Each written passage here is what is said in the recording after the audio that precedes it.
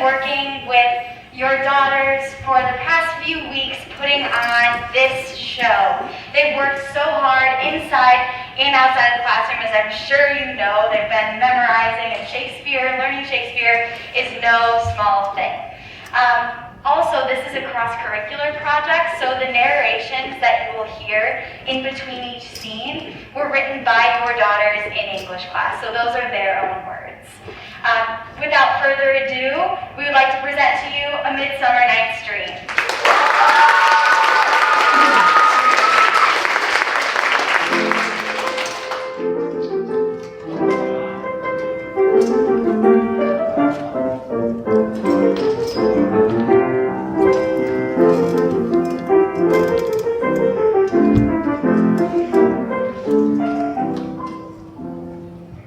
Welcome to our amazing story. I, Aegeus, am here to tell you a bit of backstory before our show officially begins. Our story starts a few days before the wedding of Theseus, Duke of Athens, with Hippolyta, Queen of the Amazons. Then we meet the 4 young lovers and learn of their conflict.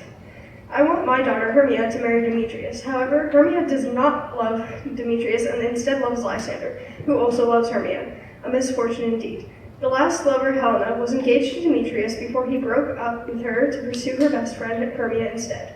After I forbid Hermia from marrying Lysander, they make a plan to run away together. Helena hears their plan and decides to tell Demetrius to get his attention. What happens next, we'll have to wait and see.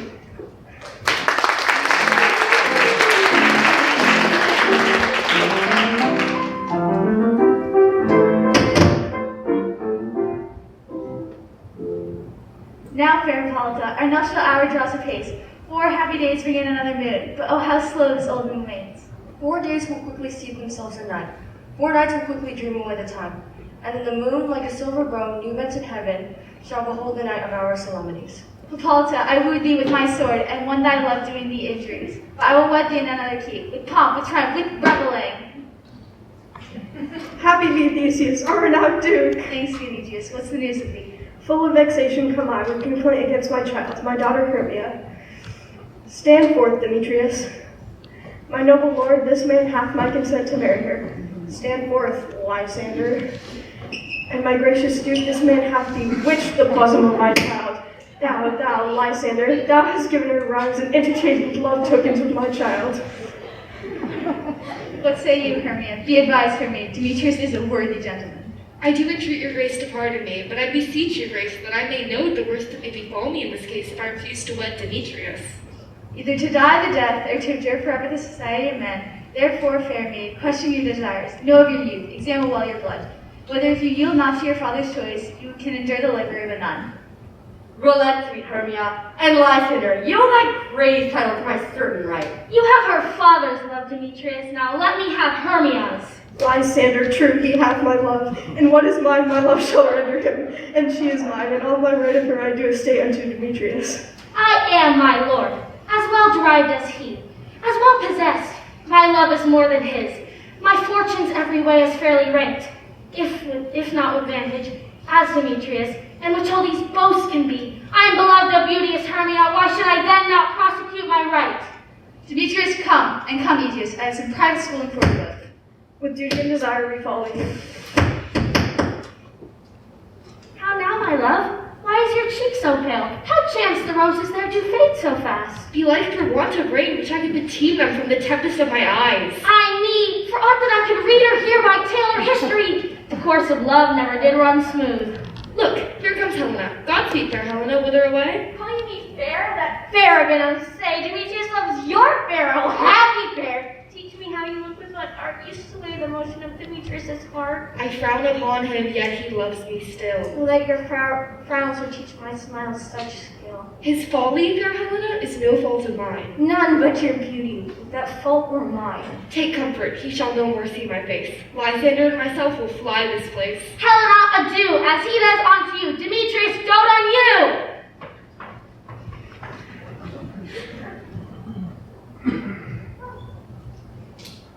How happy some where others can be.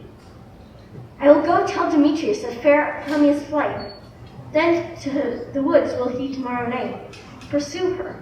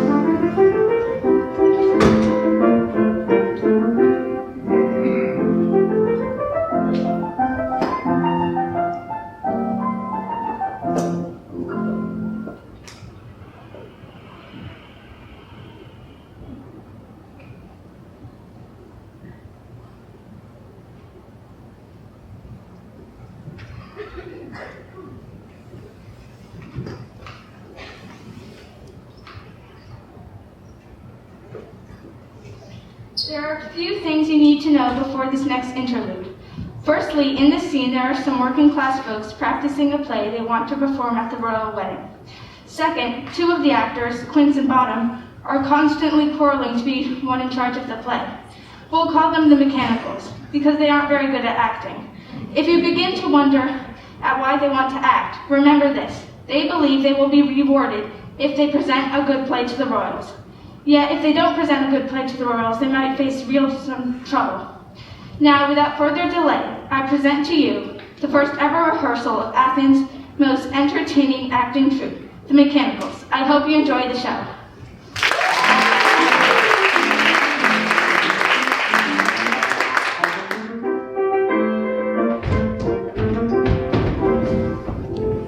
It's all our company here. You're best to call them generally man by man according to the script. Here's a scroll of every man's name, which is thought fit through all Athens to play in our interlude before the Duke and Duchess on his wedding day at night. First, good Peter Quince, say what the play treats on, then reads the names of the actors with scroll, and so grow to a point. Mary, our play's most lamentable comedy and most cruel death of Pyramus and Thisbe. A very good piece of work, I assure you, and a merry. Now, good Peter Quince, call forth your actors by scroll. Masters, spread yourselves. Answer as I call you. Nick Bottom, the weaver. Ready, name what part I'm for, and proceed. You, Nick Bottom, are set down for as Pyramus. What is Pyramus, a lover or tyrant? It's the lover that kills himself most gallant for love. That will add some tears in the true performing of it. If I do it, let the audience look to their eyes. I will move storms and condole in some measure. No, that's all one. You shall play Pyramus. Answer as I call you. Francis Flute. Here, Peter Quince.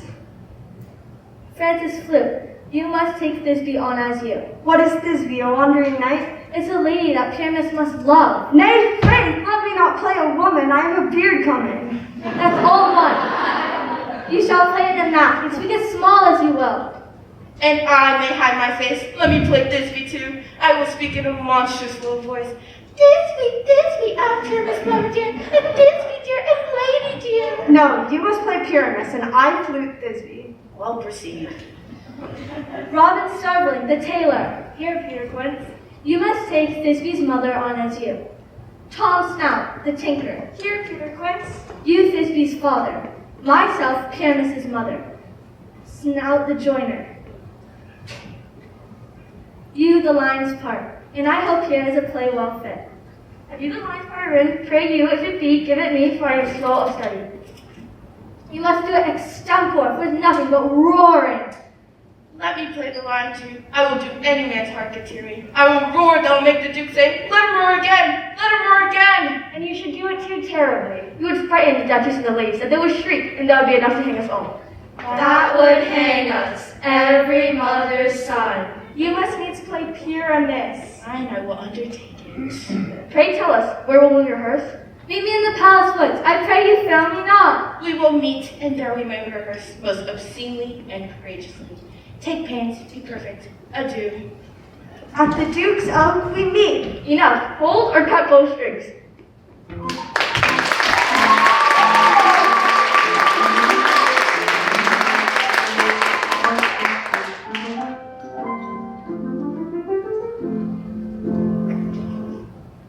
Down in the fairy kingdom, trouble starts to brew when Titania, the royal queen of the fairies, feuds with her husband, King Oberon. Titania and Oberon have an interesting relationship, to say the least. This time, they're fighting over a stolen human child. Titania believes it is her noble duty to take care of the young orphan's boy.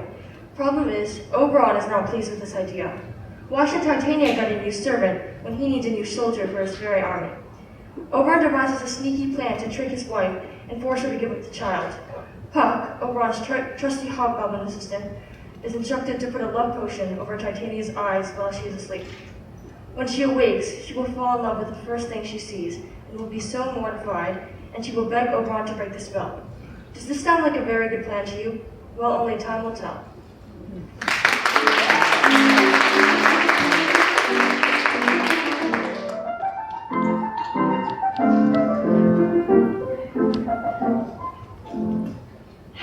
spirit. Whither wander you? Over hill, over dale, through bush, through briar, over park, over pale. There are flood, there are fire, I do wander everywhere, and I stare at the fairy queens, dew her orbs upon the green.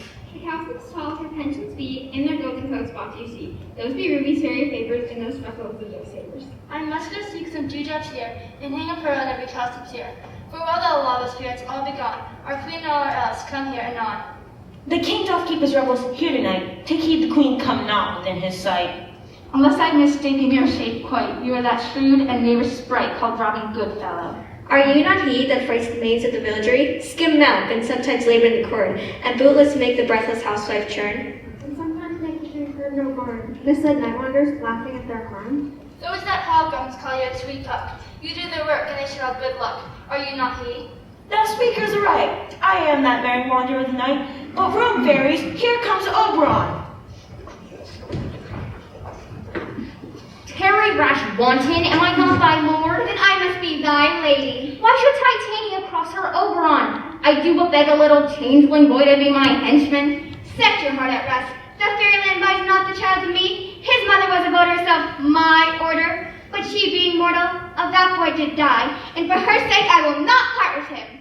How long within this wood intend you stay? Perchance till after Theseus' wedding day. Give me that boy, and I will go with thee. Not for thy fairy kingdom. Fairies, away. We shall chide down it if I longer stay. Well, go thy way. Thou shalt not from this grove till I torment thee for this injury. Puck, come hither. Fetch me that flower, the herb I showed thee once. The juice of it on sleeping eyelids laid will make a man or woman madly dote upon the next like creature that it sees. I'll put a girdle around the earth in 40 minutes. Having once this flower, I'll watch Titania when she's asleep, and drop the liquor of it in her eyes.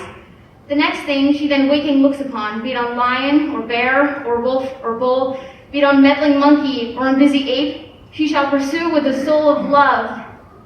But who comes here? I'm invisible, and I will overhear their conference. I love thee not, therefore pursue me not. Where are Lysander and fair Hermia? Hence get thee gone and follow me no more. And even for that do I love you the more. I'm sick when I do look on thee. And I'm sick when I look not on thee. You do impeach your modesty too much. I'll run from thee and hide me in the brake, and leave thee to the mercy of the wild beast. I'll follow thee to make a heaven of hell, to die for the hand I love so well.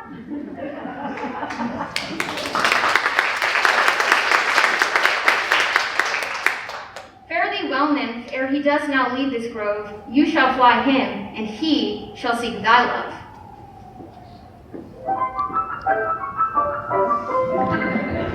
Hast thou the flower there? Welcome, wanderer. Aye, there it is. I pray thee, give it to me. I'll take the juice of this. I'll streak Titania's eyes and make her full of hateful fantasies. Take thou some of it, and seek through this grove. A sweet Athenian lady is in love with disdainful youth. Anoint his eyes, but make it so the next thing he espies may be the lady.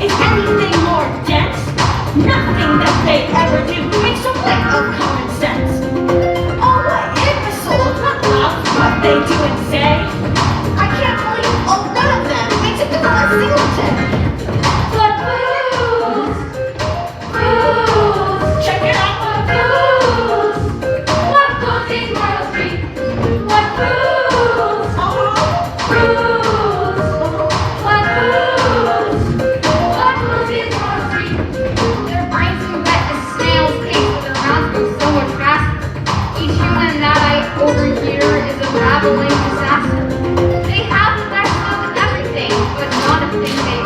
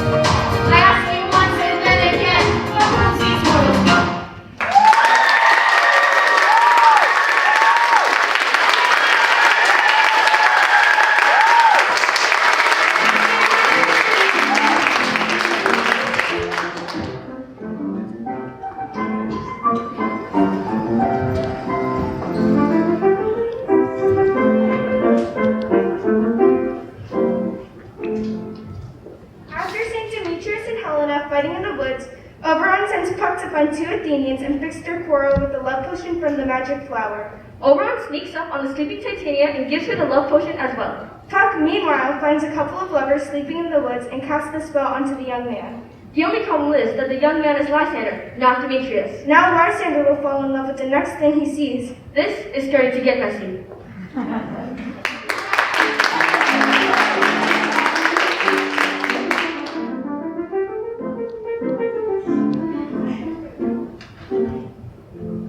Fair love, you fate with wandering in the wood, and if I speak truth, I have forgot our way. We'll rest us here, if Hermia think it good, and tarry for the comfort of the day. Be it so, Lysander, find you a bed, for I upon this bank will rest my head. One turf shall serve us both as a pillow. Nay, good Lysander, for my sake, my dear, lie further off yet. Do not lie so near, so far be distant, and good night, sweet friend. Thy love near altar till thy sweet life end. Amen. Amen to that fair prayer, say I. And end life when I end loyalty. Here is my bed. Sleep give thee all his rest. And with that wish the wisher's eyes be pressed.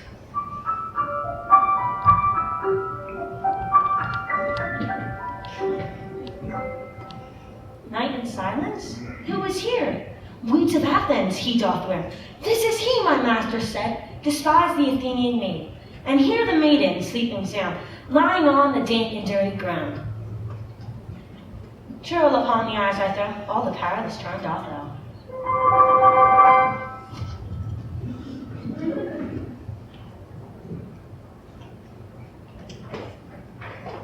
Oh, look, thou leave me, do not so. I charge thee hence. I charge thee hence and do not haunt me thus. Wilt thou darkling leave me, do not so. Stay, on thy peril, I alone will go.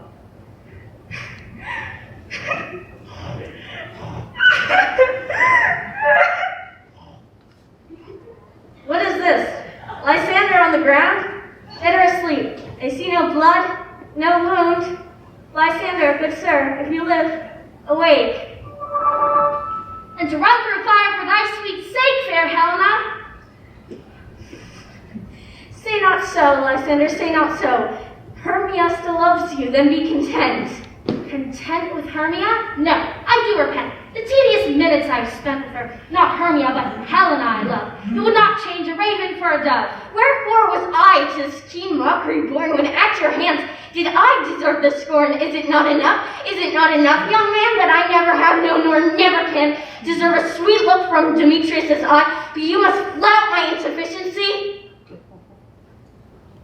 She sees not Hermia. Hermia, sleep thou there, and never mice come Lysander near. To all my powers, address her love and might, to honor Helena and to be her knight.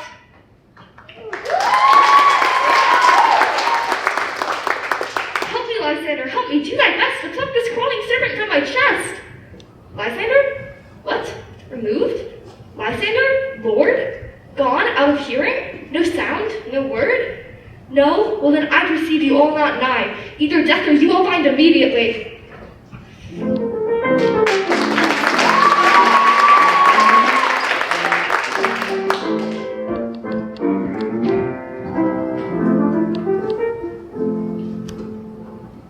While Puck is watching the mechanicals rehearse the play, he notices that the play is terrible and Bottom's an awful actor. To entertain himself, Puck transforms Bottom's head into a donkey's head.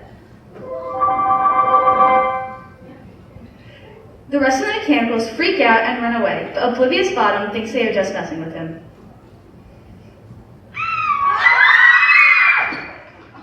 While searching for his friends, he stumbles upon Titania, who was given the love potion by Oberon.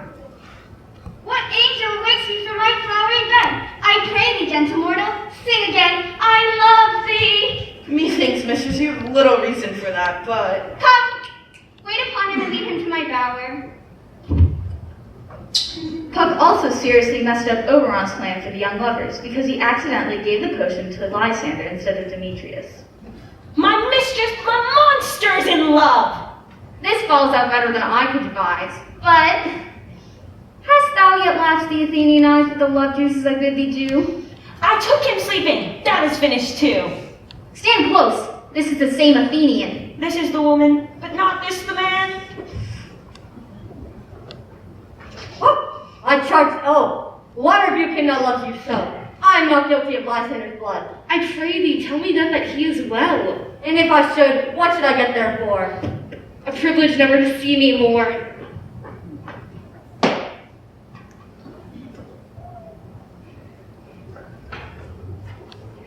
Puck tries to set things right, but things get even worse when he puts the potion on Demetrius. Now both men have fallen out of love with Hermia and into love with Helena. Hermia feels betrayed by Lysander. Helena thinks that Demetrius, Lysander, and Hermia have all joined forces to make fun of her. Why should you think that I should woo and scorn? These vows are Hermia, will you give her or? Demetrius loves her and loves not you. Oh, Helen, goddess! Oh, spite! I see you both are bent against me for your merriment. Both rivals who love Hermia, now both rivals to mock Helena. What love could press Lysander from my side? Fair Helena, why seekest thou me? You speak not as you think, it cannot be. Lo, she is one of this confederacy, I see. All three fashion this false sport in spite of me. I love thee, then my life I do. And I love thee more than he can do. Then prove it too. Finally, Puck figures out a plan to set things right.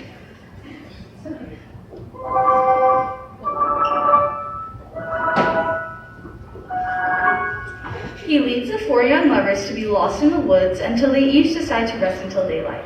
Once asleep, Puck removes the curse from Lysander so he'll go back to loving Hermia. Still under the spell, Demetrius loves Helena and gives up pursuing Hermia. The four young lovers are happy couples once more.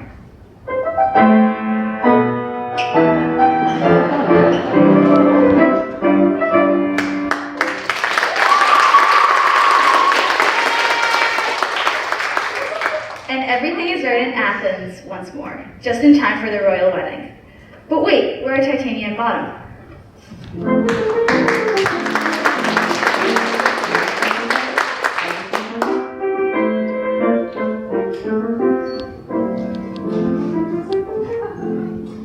Come, sit thee down upon this flowery bed, lie thy amiable cheeks do coy, and I stick musk roses in thy sleek smooth head, and I kiss thy fair large ears, my gentle joy. Where's Peace Blossom and Mustard Seed?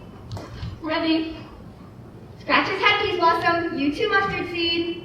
Where's Cobweb and Moth? Ready. What's your will? What thou desirest to eat. Well, wilt thou hear some music? A round of fairy song to be made. Methinks he desires a great bottle of hay. I could think this girl's word and sex be nuts. He would rather a handful or two of dried peas. Come, he wishes to rest some more. Let us not stir him. Sleep thou, and I will bind thee in my arms. Fairies, be gone and be always away. Yes, good queen. Oh, how I love thee, how I dote on thee.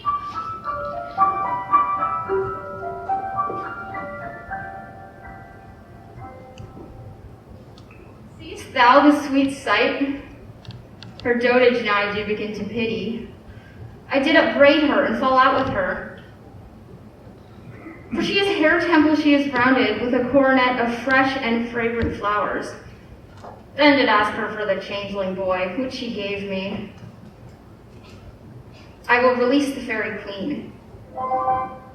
My Oberon, what visions have I seen? Methought enamored of